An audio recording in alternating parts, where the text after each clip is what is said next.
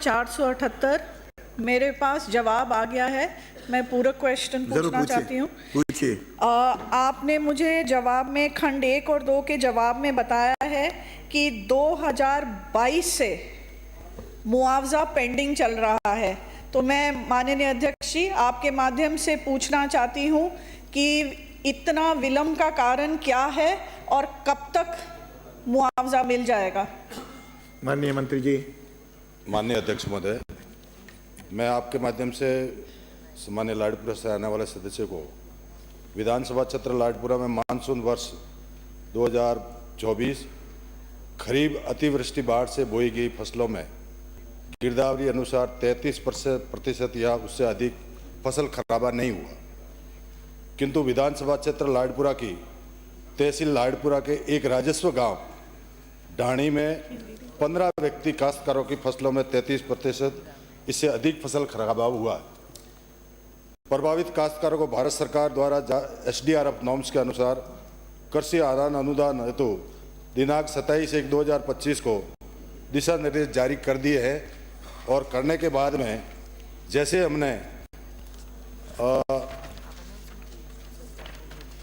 विधानसभा क्षेत्र लाडपुरा में वर्ष 2022 वर्ष में 33% से अधिक फसल खराबे से प्रभावित 1154 काश्तकारों के आवेदन DMRE पोर्टल पर प्राप्त हुए। ये तो उत्तर इनके पास आ गया है माननीय मंत्री, ये तो उत्तर आ गया है। ये पूरक प्रश्न पूछा है उसका उत्तर दो। ये तो 1100 काश्तकारों को राशि 75.35 लाख का कृषि अनुदान भुगतान किया गया है।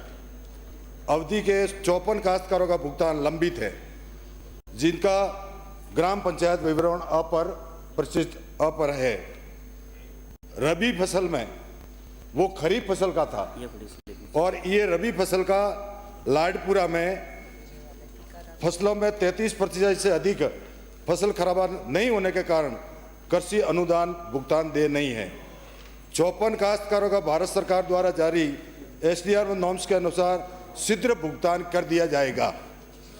माननीय सदस्य।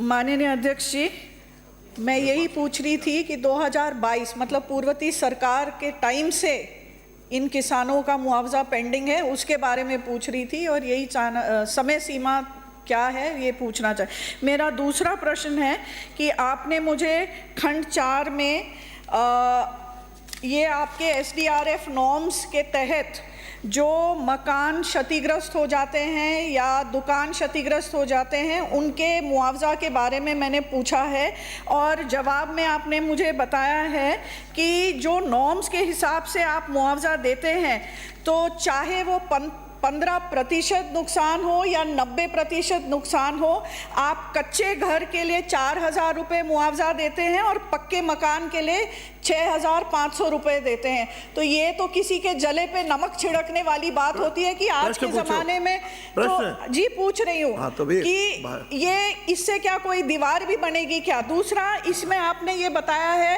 कि दुकानदार को कोई मुआवजा नहीं देते, तो क्या SDRF नॉर्म्स के तहत दुकानदार का नुकसान नहीं होता है क्या? कोई चाय की दुकान लगा के गाँव में है, उसका बाढ़ से नुकसान, तो क्या सरकार इस राशि को बढ़ाने की मंशा रखती है या नहीं? यदि हाँ तो कितना, और जो दुकानदार है उनको भी मुआवजा देने की मंशा रखती है या नहीं? माननीय मंत्री जी। माननीय अध्यक्ष महोदय, ये हमारे SDRF नॉर्म्स के अनुसार सेंट्रल गवर्नमेंट के SDRF नॉर्म्स है और 3 स्टेट के हैं। ऐसे करके 12 नॉर्म्स जो बने हुए हैं वो SDRF नॉर्म्स भारत सरकार के हैं। तो उसमें निर्धारित जो हैं उसके अनुसार ही हम भुगतान कर सकते हैं। दूसरा जो स्टेट का है, 3 का है, उसमें मैं विशेष तौर से ये निवेदन करता हूँ कि आने वाले समय में जितने भी मकान क्षतिग्रस्त हुए उनके लिए तो हमारे भुगतान का प्रावधान है, परंतु जिस दुकानों में जो नुकसान हुआ है उसका हमारे कॉमर्शियल होने के कारण उसमें जो नॉर्म्स में नहीं है, इसलिए हम उसमें भुगतान नहीं कर सकते। अगला प्रश्न।